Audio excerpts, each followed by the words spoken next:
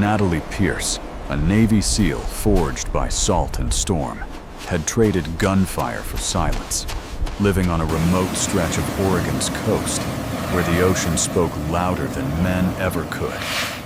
But one dawn after a brutal tempest, while patrolling the shattered shoreline with her German Shepherd Rex, she stopped cold. There, tangled in seaweed and rope, lay a woman, bound and barely breathing, her FBI badge half buried in sand. In her frostbitten hand, she clutched a glass bottle sealed with wax, and inside, a flash drive that would expose a secret powerful enough to destroy lives.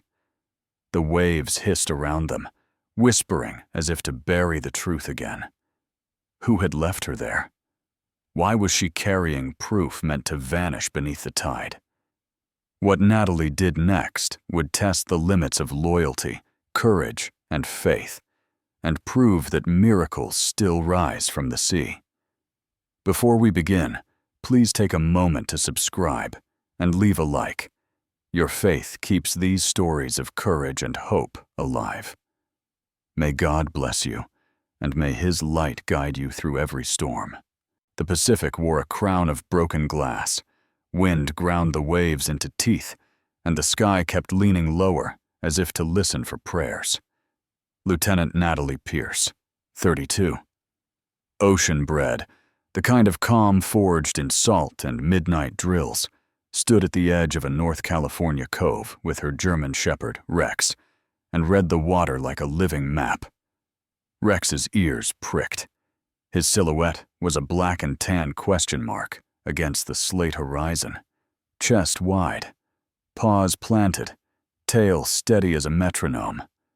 He rumbled a single note that Natalie had learned long ago meant, "Something is wrong, and if you don't come now, I will go without you."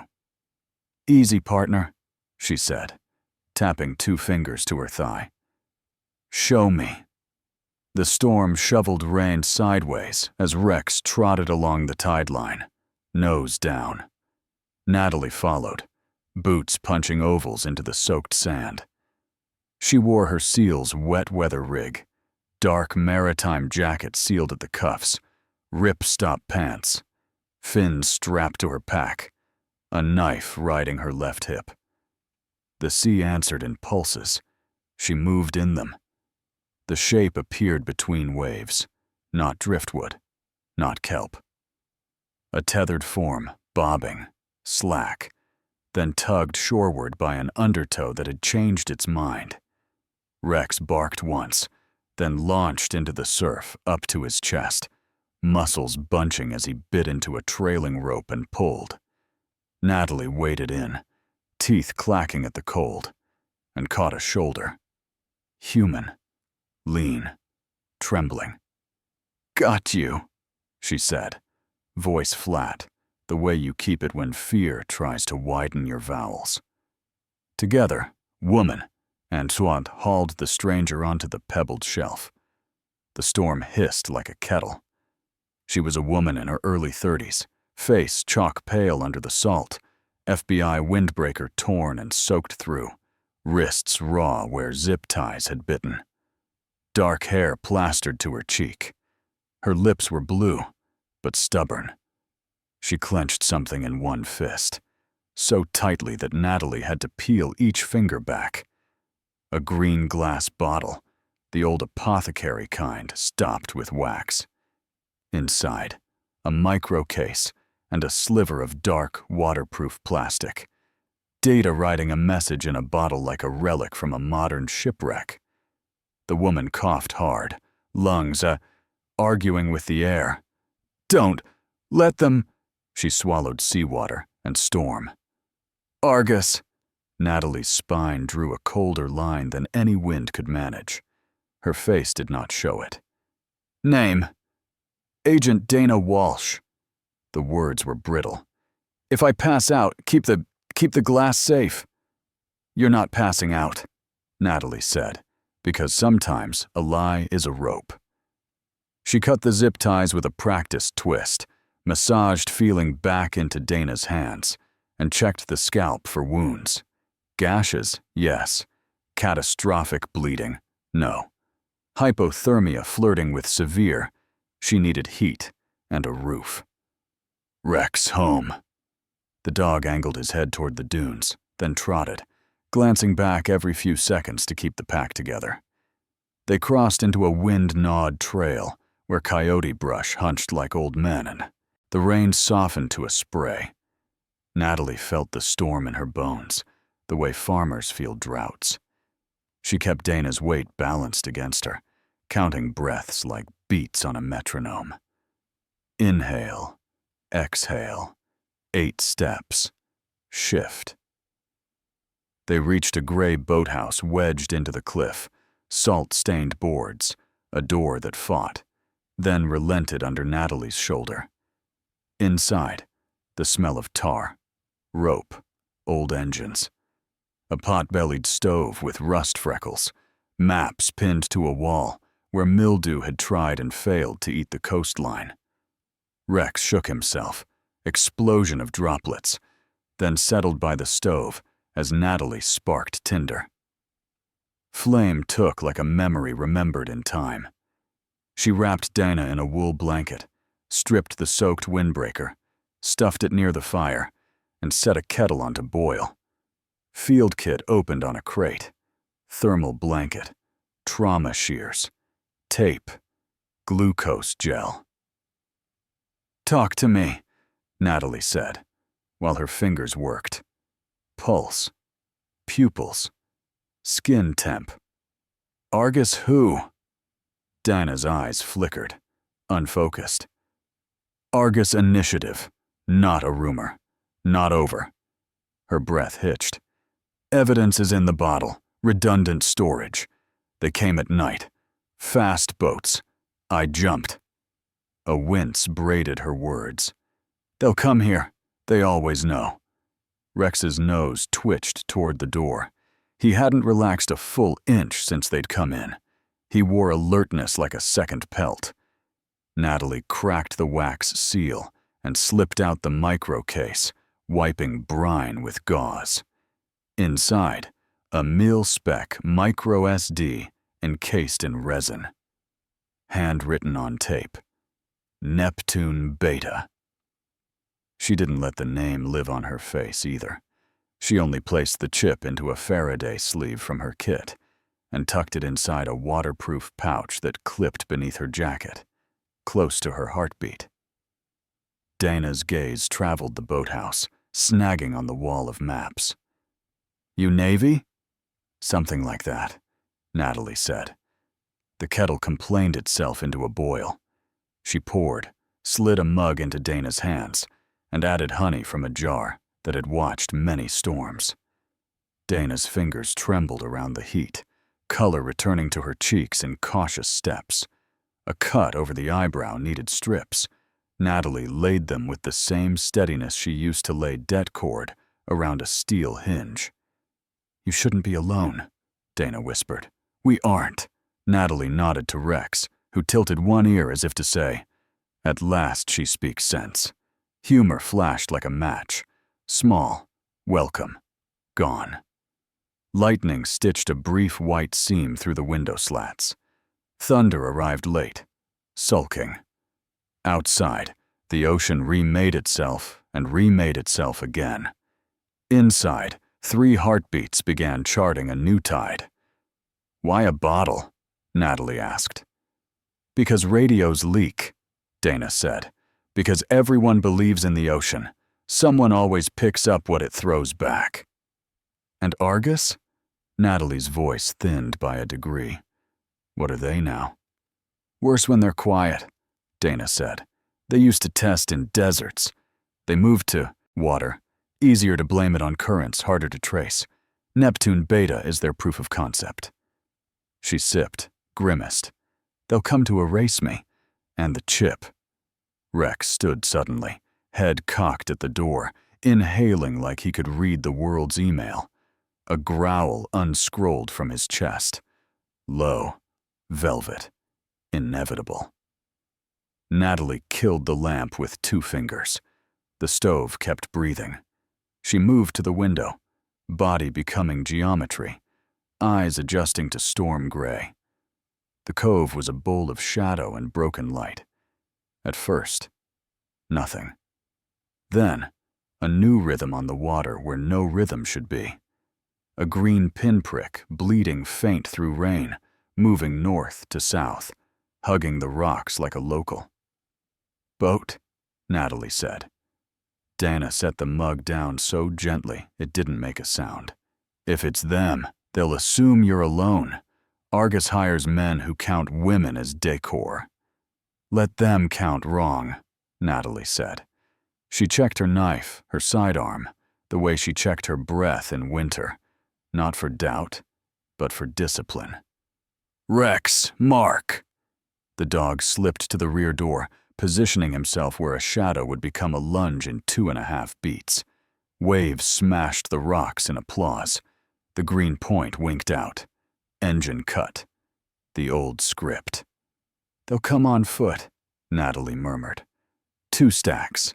One loud for the front, one quiet for the back. The loud one thinks he's a hero. Dana's mouth quirked like she almost remembered how to smile. "I like you." "Save it for after," Natalie said, and found humor answering at the corner of her own mouth despite the cold. Rain braided itself into strings. Footsteps. There. Faint. Sand and stone, learning a new argument. The front latch trembled once, testing, then settled as if the storm had changed its mind. The quiet stack chose the back, as predicted. Rex's growl deepened into a note that meant, "If you don't tell me no, I will say yes." "On me," Natalie whispered. Boards creaked. A hand at the hinge, a blade of light from a covered flashlight, finding a seam in the wood. The door began to open, polite as a thief in a cathedral. Natalie counted down inside her breath. 3, 2. A second light winked inside the room itself. A tiny LED no bigger than a freckle. Not from the door, from the bottle. The glass hummed softly against the crate. Dana's eyes flattened with a single, horrified understanding. "It's not just storage," she said. "It's a beacon." Outside, a voice called softly through the storm, actor warmth over gunmetal. "Agent Walsh, we're here to help." Rex's stance lowered. The bottle's LED blinked again, heartbeat quickening. Natalie's fingers closed around the glass. In the wavering light of the stove, she saw, etched faint beneath scabs of sea salt, where a label had been stripped, the ghost of a trident, and a Latin motto she knew from another life. She didn't need Dana to say it. Argus had not lost her. Argus had led them. The door eased wider, rain stitching needles through the gap. "Lieutenant Pierce," the voice said from outside, intimate as a memory. "Stand down." Natalie looked at Dana, at Rex, at the bottle that had just betrayed them all, and smiled without showing teeth. "Come and ask me nicely," she said, and blew out the last lamp. The storm answered. The wind died by dawn, but the silence it left behind was the kind that hummed. Natalie spent the early hours tightening the barricades on the boathouse, moving like a soldier who could still hear the war in her bones. Rex prowled the perimeter, nose pressed to every seam, the fur along his spine lifting with memory more than fear. Dana lay bundled on a cot made of old sails, eyes half open, caught between pain and the strange safety that smelled like salt and iron. When Natalie finally spoke, her voice was a low tide. "You said Argus. That name died 5 years ago." Dana's lips cracked into something that wanted to be a smile. "You don't kill a myth, Lieutenant. You just rebrand it." Rex padded closer, dropping a damp glove at Natalie's feet, found near the back door, still warm. Natalie's eyes flicked to it, then to the window. Someone had been closer than she'd thought. Watching. She moved to her field laptop, a military-grade block of steel and paranoia. The micro SD chip went in. The screen stuttered, loaded, and then froze on a classified watermark. Access denied. Project Neptune. Her old clearance code didn't work anymore. Dana stirred. I tried to decrypt that for months. Every key dies after one attempt. Then why carry it in glass? Because salt water doesn't burn, Dana said simply. And because if I drowned, maybe the ocean would keep it until someone worth trusting showed up. Natalie's jaw set.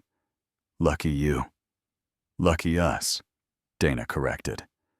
Outside, gulls cut across the gray sky, their cries sharp as sirens. Rex's head turned, always listening. Natalie began pacing the narrow room, the rhythm of her boots matching the ticking clock. I was stationed in Coronado when Argus collapsed, she said. They called it a containment breach. We lost 11 operators. I lost... Her words stopped like a jammed weapon. They never told us the truth. Dana's gaze softened. Now you know why. Rex nudged Natalie's hand with his nose, grounding her before the memories dragged her under. She crouched, resting a palm against his skull. Easy, boy, we're not ghosts yet. Suddenly, the radio on the shelf cracked to life. Static, then a voice. Male, deep, controlled. Pierce, if you're hearing this, stand down. We're retrieving federal property. Natalie froze. That voice wasn't distant command. It was Commander Adler, her old superior, the man who'd pinned her SEAL badge and later signed the report closing Argus. Rex growled. Dana's face turned to paper. That's him, she whispered. He's the one funding the initiative. Natalie cut the radio wire. Sparks snapped. The room went silent again, except for the rain dripping from Rex's coat. Adler's voice, echoing in her memory, had once said, "The sea cleans everything, Pierce. Mistakes, blood, truth." She didn't believe him anymore. "Pack up," Natalie ordered. "We're leaving." Dana blinked. "To where?" "Somewhere Argus forgot." Rex barked once. Approval, urgency, both. As Natalie slung her pack, the bottle still glowed faintly in her jacket pocket, the LED pulsing like a heartbeat. Cliffhanger. When Natalie steps outside, her boot sinks into a new set of prints. Barefoot, leading back toward the sea. By noon, the fog came rolling in like a second tide. The world shrank to the size of a heartbeat. Natalie, Dana, and Rex moved along the cliff trail, a procession of exhaustion and resolve. Salt air stung the cuts on Natalie's face. She welcomed it. Pain kept her honest. Behind them, gulls circled something in the surf, too far to tell if it was driftwood or debris. "Where are we headed?" Dana asked. "Old Coast Guard station," Natalie replied. "Decommissioned 5 years ago. It still remembers power when you beg right." "Begging's not my style." "Then pray instead," Natalie said, half smiling. Rex stopped, tail stiff. His nose twitched toward the fog ahead. Then, faintly, a mechanical hum, too rhythmic for wind. A drone, low altitude. They ducked under the lip of the cliff as a gray silhouette buzzed past, scanning infrared. Natalie raised her binoculars just enough to catch the insignia on its belly. A trident intertwined with an eye. Argus. "They're sweeping the coast," Dana whispered. "Looking for the chip." "Not just that," Natalie murmured. "They're tracking heat signatures. Us." They crawled inland through seagrass and dunes until they reached an abandoned lighthouse. Inside, rusted stairs curled upward like a spine. Natalie pushed Dana up first, Rex following close, his claws clicking softly on the metal. They reached the observation room. Broken glass framed a fog-streaked view of the bay. Below, on the sand, 3 men unloaded crates from a black skiff. One held a tablet, scanning. The others hauled canisters marked with biohazard symbols. Dana's voice was a ghost. "They're releasing it." "No," Natalie said. "Testing airflow, wind vectors, maybe dispersal range." Her pulse hammered. "They wouldn't dare!" Rex barked once, sharp. The men below looked up. Too late. A drone pivoted their way. Natalie grabbed Dana's arm. "Downstairs!" They tore down the spiral stair as glass shattered overhead. A bullet nicked the wall. Rex charged forward, teeth bared, slamming into the first assailant who breached the door. Natalie moved behind him, double-tapped the second. The third fled toward the dunes, dropping his tablet. Dana snatched it up. "Encrypted," she said. "Doesn't matter. We have the source." Rex limped, a cut across his flank. Natalie tore a strip from her sleeve and tied it tight. "You're still pretty, soldier," she whispered. Rex licked her knuckles, and for a heartbeat, the war paused. Then the horizon flared. An explosion from the skiff. The sea caught fire in streaks of blue flame. Natalie shielded Dana. "They're burning evidence." "Then we run." They fled into the fog, smoke chasing them like breath. Cliffhanger. When the smoke clears, Natalie looks back. The biohazard canisters are gone, but one crate remains floating. Its label, "Property of U.S. Navy, Project Neptune Beta." Night turned the sea black and slick as oil. They reached the decommissioned Coast Guard base. Concrete, rust, ghosts. Inside the control room, Dana booted the stolen tablet, connecting it to the chip.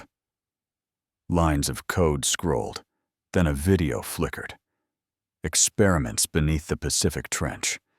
Voices muffled through masks. A woman in SEAL uniform gave commands. Young, fierce. Dana froze. "That's you." Natalie's stomach turned. "No, that can't." The woman on screen turned, and the face was unmistakable. Hers. "Commander Adler," the recording said. "Testing protocol complete." Dana whispered. "They cloned the voice. Deep fake." But Natalie shook her head. "No, that was real." Her throat locked. "I signed off on that op. We thought we were neutralizing a threat, not releasing one." Rex whimpered softly, sensing her fracture. Before guilt could settle, the base alarm blared to life, systems rebooting on their own. The screens flashed. Remote access enabled. "They found us," Dana said. Natalie grabbed her pack. "We can't fight from here." But a mechanical voice echoed through the speakers. "Lieutenant Pierce, you left your post unfinished." It was Adler again, his tone smooth as seawater. "Return the data, and I'll forgive your trespass." Natalie looked at Rex, at Dana, at the ghosts flickering on the screens. "Forgiveness died at sea, sir." They escaped through a drainage tunnel as Argus troops breached the base. Floodlights swept across the cliffs. Rex led them toward the tide caves where the waves spoke louder than guns. Cliffhanger. As they hide in the cave, Dana holds up the tablet. "Natalie, there's one more file. Time-stamped tomorrow." The timestamp read, 600 hours. Operation Reset, Monterey Bay. Dana's voice trembled. "They're planning a live test. Full release." Natalie stood by the cave's mouth, waves carving light across her face. "Then we stop it." Rex barked sharply, tail rigid. He'd caught something on the wind. Diesel fumes. Argus patrol boat approaching. "Time's up." Natalie said. The chase through the tide pools was a ballet of chaos. Bullets hissed into water. Natalie dove behind rocks, returning fire. Rex lunged, dragging one assailant by the sleeve into the surf. Dana ran for higher ground, cradling the tablet. "Rex!" Natalie shouted. The dog looked back, blood and foam around his mouth, eyes bright with that old, holy stubbornness. "Come!" They regrouped on the ridge and overlooking the bay. Below, a massive ship sat anchored, Argus's mobile lab. Its hull glowed with biohazard emblems. "That's Neptune Beta," Dana whispered. Natalie studied the pattern of guards, timing the patrols like tides. "We can't wait for help. So what's the plan?" "We sink a ghost," Natalie said. They raided a nearby marina, scavenged gear, oxygen tanks, a half-dead Zodiac. Rex watched as Natalie strapped C4 around her waist belt, movements precise. "You're not going alone," Dana said. "Then keep the engine running." Cliffhanger. As Natalie dives into the dark, Rex howls from the shore, and the sea begins to glow faint blue, as if the ocean itself were waking up. Underwater, light behaves like a lie. It bends, forgives, forgets.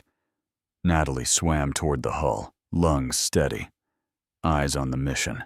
The C4 straps gleamed faintly in her hand. Above, the ship's shadow pulsed like a black heart. She planted the charges, counting seconds like prayer beads.